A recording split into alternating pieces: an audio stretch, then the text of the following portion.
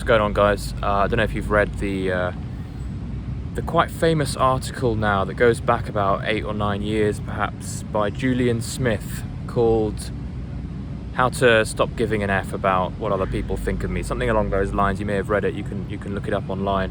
I remember reading it around a decade ago, and it really opened my eyes up in terms of all the unnecessary suffering I was creating for myself in worrying about what other people thought of me. So in my mid-20s, early to mid-20s, this was certainly an issue, and this was an anxiety that had kind of developed over the years, starting in high school, and I was holding myself back so much in the same way that the author was holding himself back. And he was describing how he was approaching the age of 30, and he had gotten to a point where he was just fed up. He was just done with continually worrying about other people, worrying about how he came across to other people.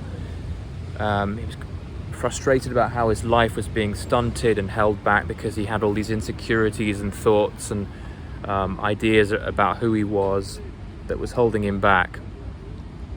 And one of the things he talks about in the article, in what he did to turn things around, when he put his foot down and said, "Okay, I'm changing this. I'm not gonna give an F anymore about what other people think. I need my freedom. I need my social fluidity again."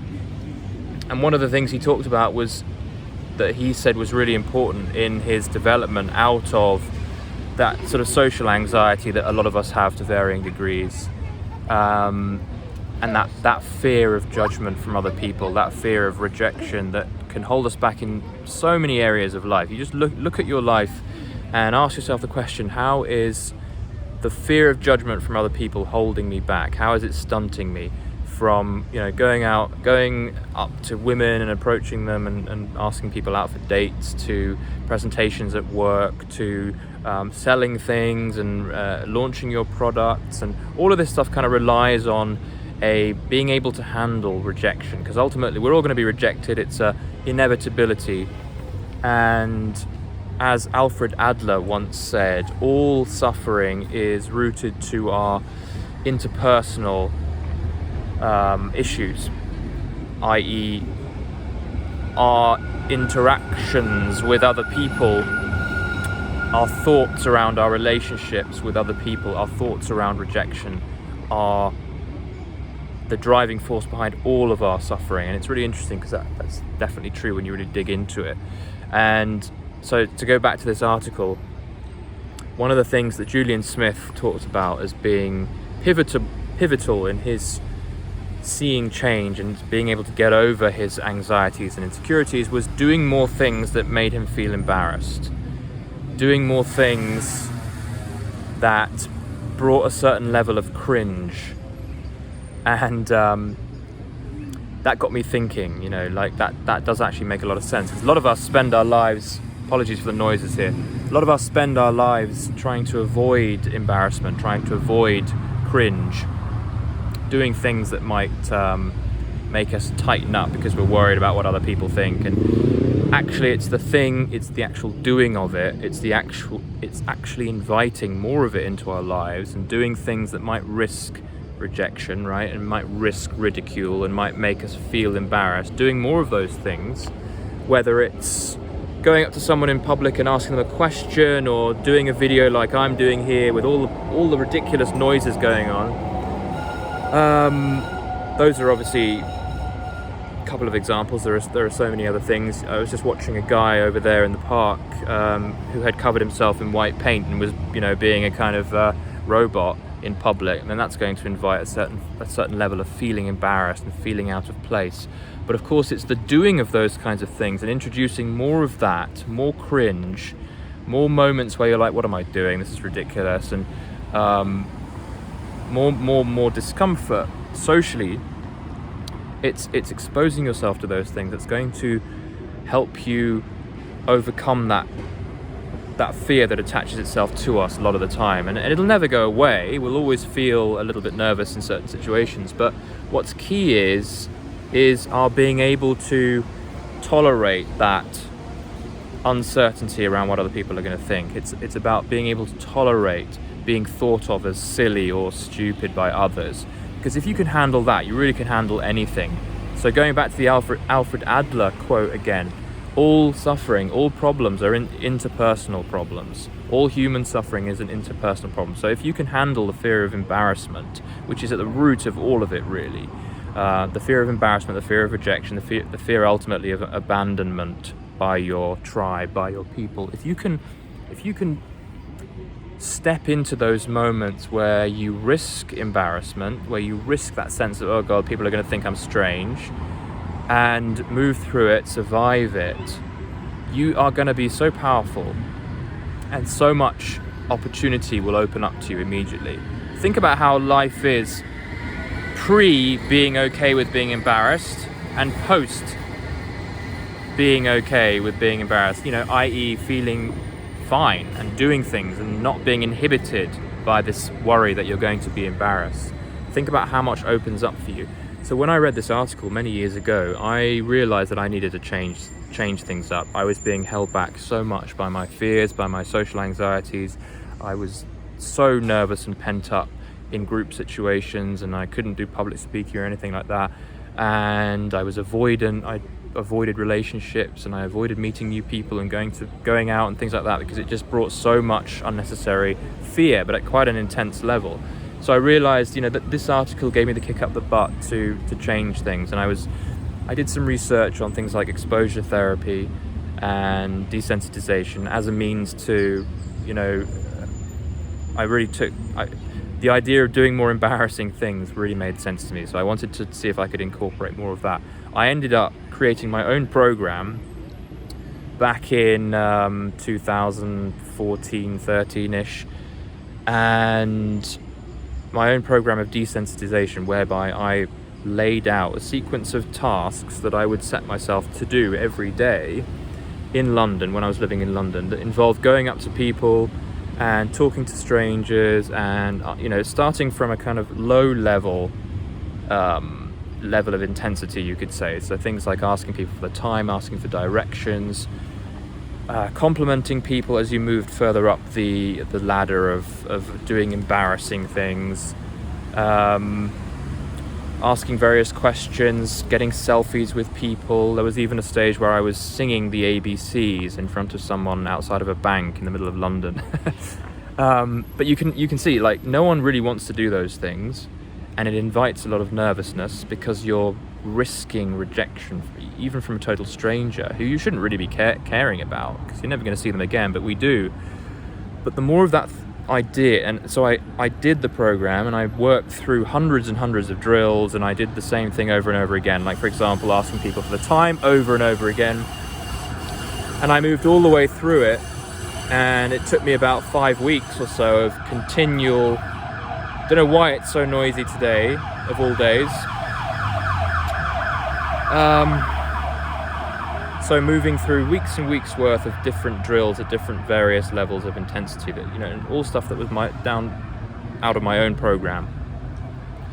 This was a few years ago, and it was transformational for me. I remember distinctly the amount of almost euphoric joy that would come from being able to take what was previously something that I would never even consider doing, approaching someone in public, talking to them, and walking away having made them smile and feeling good about it. It's such an amazing feeling, because you're really seeing your own growth in real time, and you're not just doing stuff that keeps you hidden away, that makes you think you're making change in your life. Like meditation is a kind of example of that. I'm not saying don't meditate, but meditation's not exactly in the real world, taking the hits. So doing things where you're kind of exposing yourself to reality and feeling the joy of having done it and completed the tasks was amazing for me. And I don't know how much it contributed to my life changing, but I can certainly attribute a lot to that phase where I went through that program of just going up to people and improving my social confidence that way. So since then, I've created my own coaching practice where I've spoken and helped hundreds of entrepreneurs and creators turn their own businesses and lives around, help them become more confident. And that obviously entailed a lot of sales calls and meeting people face to face and stuff that I would previously have been very nervous about. I did a lot more public speaking since then. I got on a stage in front of 2,000 people at one point and didn't feel particularly nervous. And I was doing, I taught classes and workshops around the world. And I wasn't completely 100% smooth James Bond confident all the time, but my anxieties had massively been reduced, and I can attribute a lot of that to the program that I did. So the reason I'm talking about this is just to shed light on the importance of being socially fluid, i.e. not being too restricted around your interactions with other people, and how much your life is gonna be held back if you do have these insecurities around what other people think of you and that kind of stuff. And you know how much your life is being held back in various areas that's bringing a lot of unnecessary suffering, like it did for me, when we in our minds get overly anxious and overly worried about what other people might think. So what I recently have built is a kind of updated, refreshed version of that program that I made for myself, and I'm making it available for you guys.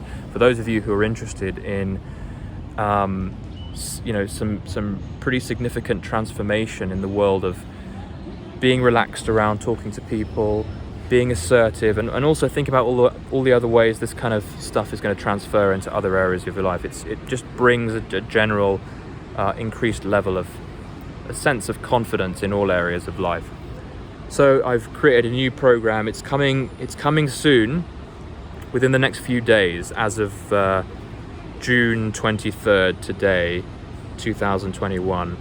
Stand by. Make sure you're subscribed over here. If you're intrigued by this idea and you're looking to join a group of us on this program, whereby every day we have a new task assigned to each of us, and we go out into the world and we do the desensitization challenges and exercises, and it's been designed purposefully not to be it's not about jumping into the deep end. It's about kind of gradually, organically introducing us to relatively easy tasks that we kind of ease our way into, and we can see a lot of growth that way. So just to kind of give you a heads up on that program, that's coming soon, and I'll let you guys know when it's available within the next few days over here on the YouTube channel. But probably best for you guys to, if you're interested in this kind of thing, to follow me on my newsletter over at alexmathers.net. You'll see links in the description box below about where to sign up for that newsletter, and I'll be sharing updates on the course through there. But just to kind of bring it back to what we were talking about before as well, just the importance of, especially now as we're kind of exiting the lockdowns and we've spent a lot of time behind closed doors and we haven't really been interacting a huge amount. Now is a good time, as things are opening up, to really think about how doing some exposure and getting out into the real world again, and interacting with people, and getting good at that, and getting at least comfortable with it, and at least not completely avoidant of it. If we can find a way, even if we feel a bit nervous, to do these things and to realize that it's actually doable, and we are capable beings, and we can do these things, and we can talk to people. I think that's a tremendous skill, and I think there's very few of us who wouldn't benefit from something like this. We all, to varying degrees, have that sense of concern about what others think, and it can be very disruptive in our lives. So just wanted to point that out. I know that I'm going on a bit here, so keep your eyes peeled for the program. It's going to be called the Fearless Program, and it'll involve a Facebook group, and we get together and we talk about the various exercises, and I'll be sharing all kinds of videos to support you as you go along. Stay posted for that, and good luck with everything, guys, and I'll see you in the next video.